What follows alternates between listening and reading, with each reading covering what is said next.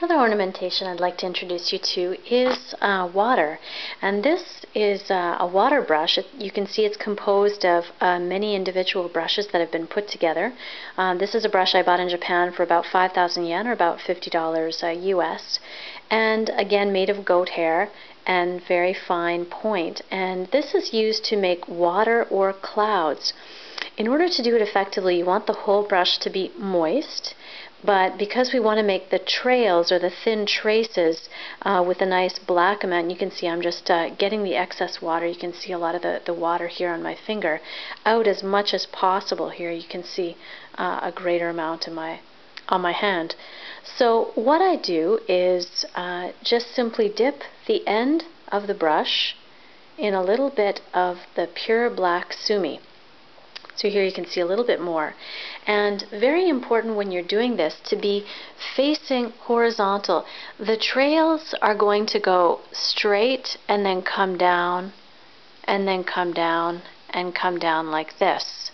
So here in the middle part, you want to avoid kind of going on an angle like this. This is really not an effective representation of water in the East Asian tradition. So, and particularly the Japanese tradition, which tends to abstract a lot of what they choose to show. So have a look over here. We'll try that again, maybe a little bit closer. So again, starting with your brush totally horizontally, I'll just turn the camera sideways so you can see a little bit better. Straight and then down, and straight and then down. And again, you want to have a little bit of asymmetrical look to your water. The last thing you want at any time in Asian painting is symmetry, as I've mentioned before. So again, if I were to do water and I went straight and straight and straight and straight and straight, and all the curves were the same distance apart, and the lines were sloppy and thick, it wouldn't be very interesting.